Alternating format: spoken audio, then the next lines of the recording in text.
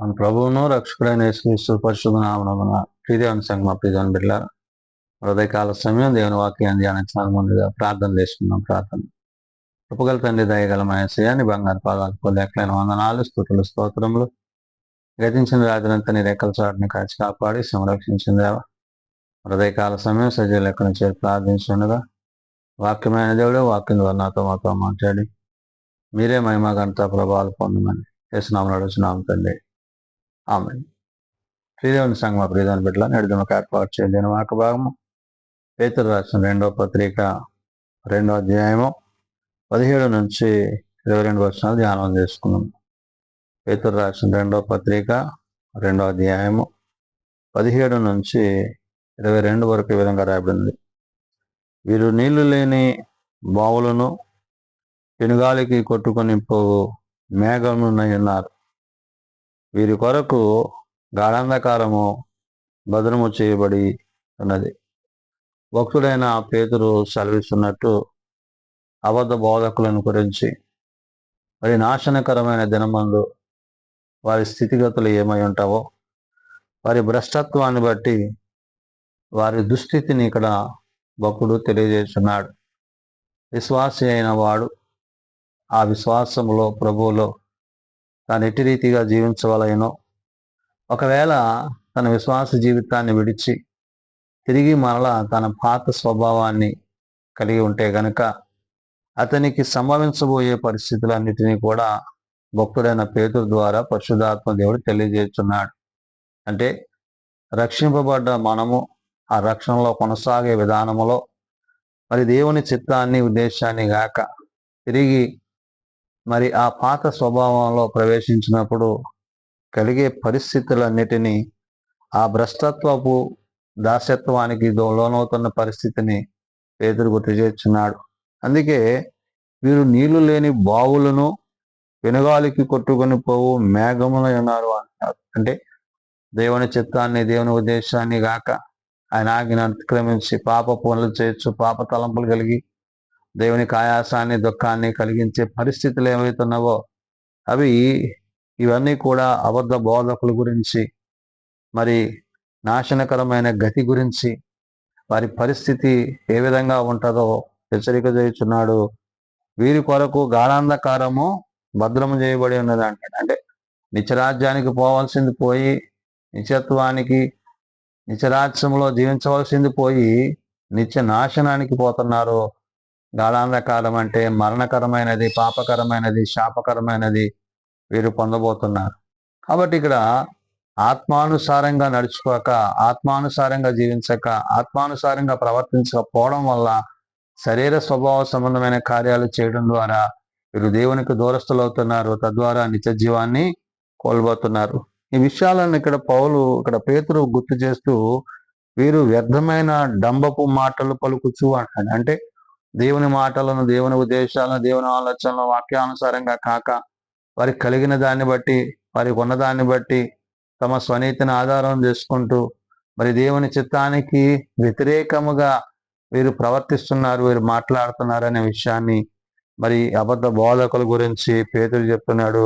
వీరు వ్యర్థమైన డంబపు మాటలు పలుకుచు తామే శరీర సంబంధమైన దురాశలకు గురై, అంటే శరీర సంబంధమైన వాటికి మీద మనస్కరి ఉంటున్నారు కానీ ఆత్మ యందు వీరు నిలిచినట్లేదు. కాబట్టి ఇక్కడ పరిశుద్ధాత్మను వాళ్ళు పొందలేకపోవడానికి, వాళ్ళు కలిగి లేకపోవడానికి కారణం ఏంటంటే వారు ఏదైతే మరి శరీర సంబంధమైన వాటి మీద మనస్సు పెడుతున్నారో ఆ శరీర సంబంధమైన వాటి మీద మనస్సు పెట్టడం ద్వారా ఆత్మ సంబంధమైన స్థితిని వాళ్ళు కోల్పోయి దేవుని రాజ్యానికి దూరం అవుతున్నారు, ఆ పరలోకాన్ని పోగొట్టుకుంటున్నారు.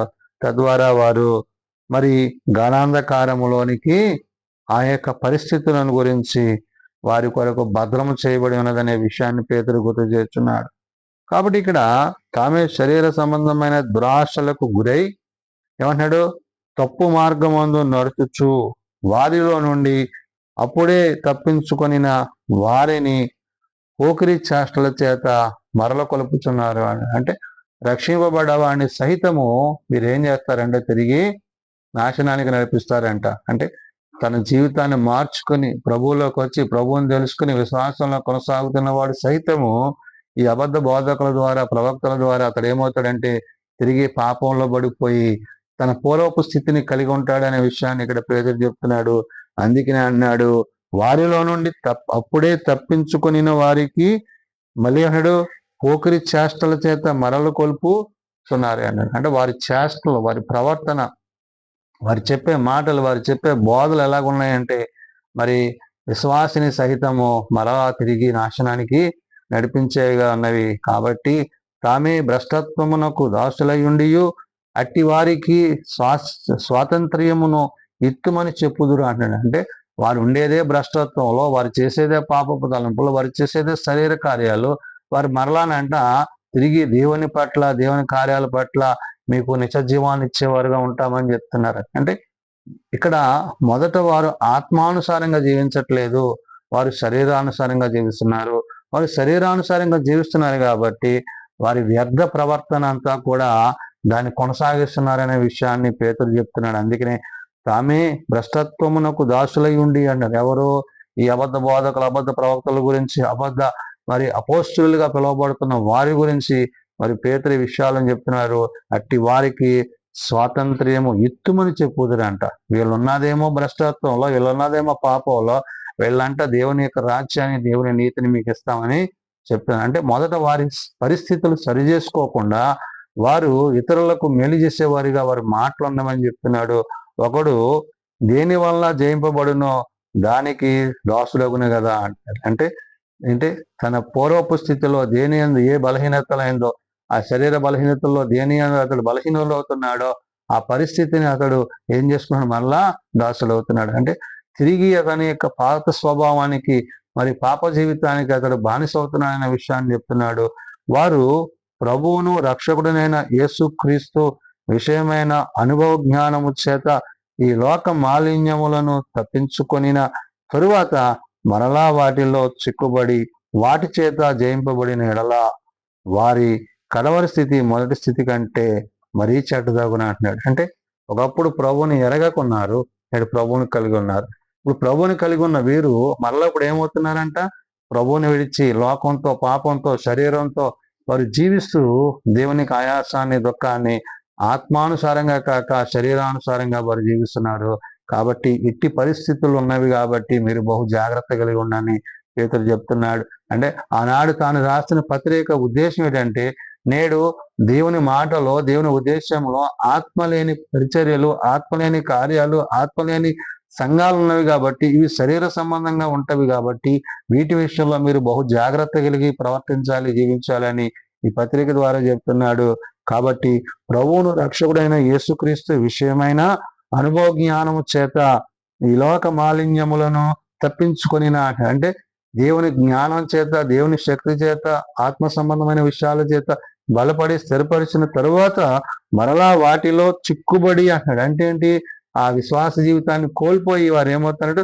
వాటి చేత జయింపబడిన ఎడల వారి కడవరి స్థితి మొదటి స్థితి కంటే మరీ చెడ్డదగిన అంటాడు. అంటే మరి పూర్వం వాడు జీవించిన జీవితం కంటే మరింత మరి దౌర్భాగ్యమైన స్థితిలోనికి, పాపంలోనికి వాడు పోతున్నాడు. కాబట్టి ఇటువంటి మరి బోధకులను గురించి, మరి అబద్ధ బోధకుల గురించి, అబద్ధ ప్రవక్తల గురించి, మరి అపోస్తుల గురించి ఇక్కడ మరి భక్తుడైన పేతుడు సెలవిస్తున్నాడు. వారి నీతి మార్గములను అనుభవపూర్వకముగా తెలుసుకొని తమకు అప్పగింపబడిన పరిశుద్ధమైన ఆజ్ఞ నుండి తొలగిపోవుట కంటే ఆ మార్గము అనుభవపూర్వకముగా తెలియక ఉన్నటయే వారికి మేలు అన్నాడు. అంటే ఇప్పుడు రక్షింపబడి విశ్వాసంలో కొనసాగుతూ ఆత్మల పట్ల భారం కలిగి జీవిస్తే ఆ జీవితం వేరు. అదన్నీ తెలిసి కూడా వారు దాన్ని విడిచి మరలా పాపంలోకి వెళ్తున్నారంటే వారు ఆత్మ లేని వారిగా, వారి యొక్క ప్రవర్తనను బట్టి, వారి శరీరమును బట్టి వారు జీవిస్తున్న విధానాన్ని ఇక్కడ పేతురు గుర్తు చేర్చున్నాడు. ప్రియదేవుని సంగమా, ప్రియదేవుని బిడ్డలారా, విశ్వాస జీవితంలో, ఆత్మీయ జీవితంలో దేవుడు మనకు అనుగ్రహించే ప్రతిదీ కూడా మనం కాపాడుకోకపోతే ఒకానొక దినాన, తీర్పు దినాన దేవుని యొక్క ధవల సింహాసనం మీద మనం నిలిచినప్పుడు కూర్చుండవలసిన స్థితిలో ఉండక మనము ఆ మరణములోనికి, పాపంలోనికి మరి గెంటివేయబడతాము అనే విషయాన్ని ఇక్కడ పేతురు గుర్తు చేస్తున్నాడు. అందుకనే ఇక్కడ తను చెప్తున్న మాట, వారి నీతి మార్గమును అనుభవపూర్వకంగా తెలుసుకొని అంటే దేవుడు ఏదైతే ఇచ్చిన రక్షణ ఉందో ఆ రక్షణ విషయంలో కొనసాగేవారుగా ఉండాలి తప్ప తమకు అప్పగింపబడిన పరిశుద్ధమైన ఆజ్ఞ నుండి తొలగిపోవుట కంటే అన్నాడు. అంటే ఆజ్ఞ అతిక్రమం పాపం, పాపంలో జీతం మరణం కాబట్టి ఆ మరణకరమైన పరిస్థితుల్లోనికి వెళ్ళే కంటే అన్నాడు ఆ మార్గమును అనుభవపూర్వకముగాను తెలియక వినుటయ్యే వారికి మేలంటాడు. కాబట్టి తిరిగి మరి పాపపు జీవితానికి, పాప స్థితికి పోకుండా విశ్వాసంలో, ఆత్మలో మనం కొనసాగవలసి ఉన్నదనే విషయాన్ని పేతురు భక్తుడి దగ్గర గుర్తు చేస్తూ అక్కడ ఒక మాటని చెప్తున్నాడు. ఏమంటున్నాడు ఆయన 22లో, కుక్క తన వాంతికి తిరిగినట్లు, కడుగబడిన పంది బురదలో దొర్లునట్లు మళ్ళినట్లును అను నిజమైన సామెత చొప్పున వీరికి సంభవించినవి. అంటే మళ్ళీ వాళ్ళు ఏమవుతున్నారంటే వారి గత జీవితానికి, గత పరిస్థితులకు మరి ఆత్మను కోల్పోయి మరి లోకం వైపు, పాపం వైపు, శరీరం వైపు వారు జీవించేవారే అంటున్నారు. కాబట్టి బహు జాగ్రత్త కలిగి ఈ మాటల చేత మనం ఏం చేయాలంటే ఏది సత్యమో, ఏది నీతో, ఏది యథార్థమో, ఏది ఆత్మ సంబంధమైనదో, ఏది ఆత్మ లేనిదో తెలుసుకొని వాక్యానుసారంగా జీవిస్తూ విశ్వాసంలో కొనసాగుతూ శరీరాశల యొక్క ఉద్దేశాలను నెరవేర్చక ఆత్మానుసారంగా జీవిస్తూ దేవుడిచ్చిన యొక్క గొప్ప ఈ కృపను బట్టి ఆ కృపలో కొనసాగేవారిగా ఉండాలని పరిశుద్ధాత్మ దేవుడు భక్తుడైన పేతురు ద్వారా తెలియజేస్తున్నాడు. కాబట్టి ఏది మేలైనదో, ఏది సత్యమైనదో, ఏది న్యాయమైనదో మీరు బోధకుల పట్ల, వారి ప్రవర్తన పట్ల, వారి బోధించే బోధల పట్ల అవి ఆత్మానుసారమైనవా, శరీరానుసారమైనవా గ్రహించి ఆ ప్రకారం జీవించుటకు, ఆత్మానుసారంగా జీవించగలుగుందులకు అట్టి కృప దేవుడు మన అందరికీ అనుగ్రహించలాగిన లోకం వైపు, పాపం వైపు, అబద్ధ బోధకుల వైపు, అబద్ధ ప్రవక్తల వైపు, అబద్ధ అపోస్తుల వైపు మీ హృదయాలను తిప్పుకోవద్దని చెప్పి పేతుడు తన పత్రిక ద్వారా తెలియజేస్తున్న మాటలు. ప్రార్థన చేసుకుందాం. ప్రేమ కనికరం కలిగిన తండ్రి, కృప కలిగిన దేవ, అవును నాయన, శరీర సంబంధమైన, లోక సంబంధమైన, ఇహ సంబంధమైన వాటి ఎందు మనస్సు కలిగి అయ్యా మీరు మాకు అనుగ్రహించిన ఆత్మను మేము కొనిపోకోక, ఆత్మానుసారంగా జీవించక, ఆత్మ ఎందు నిలిచి ఉండక, ఆత్మకు విరోధమైన పనులు చేయొచ్చు, లోకముతో, పాపముతో నాయనా మరి ఏవైతేనైనా మేము చేయకూడనివన్నవో వాటిని చేయటం ద్వారా అయ్యా నీ ఆజ్ఞను అతిక్రమించిన వారం అవుతున్నాం. కాబట్టి ఆజ్ఞ అతిక్రమం పాపం, పాపంలో చిత్తం మరణం. కాబట్టి నాయన నీ అందున నీ మాటలు ఏందో నిలిచుటకు, జీవించుటకు నీ సహాయం దయచేయండి. అవును, పేతురు భక్తుడు సెలవిస్తున్నట్లు అబద్ధ బోధకుల గురించి, అబద్ధ ప్రవక్తల గురించి, అబద్ధ అపోస్తుల గురించి అయా వారు చేయు పనులు, వారు చేయు కార్యాలు నాయన తిరిగి నాశనానికి నడిపించేవే ఉంటున్నవి.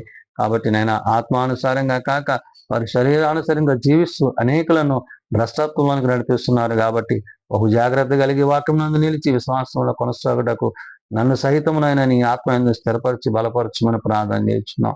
ఎవరైతే బలహీనలు ఉన్నారో వారు బలపరచండి, ఎవరైతే రోగులు ఉన్నారో వారిని స్వస్థపరచండి.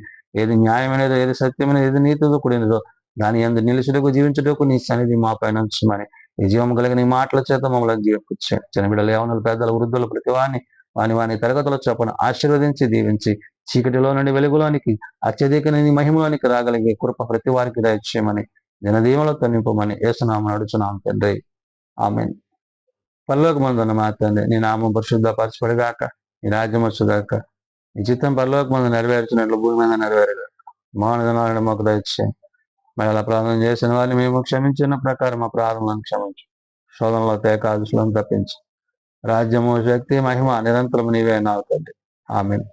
మన పరమతైన దేవుని ప్రేమ, ప్రభువైన యేసుక్రీస్తు కృప, ఆదరణకర్త అయిన పరిశుద్ధ ఆత్మ సహాయం సదా తోడేండి సంరక్షించునుగాక, ఆమేన్.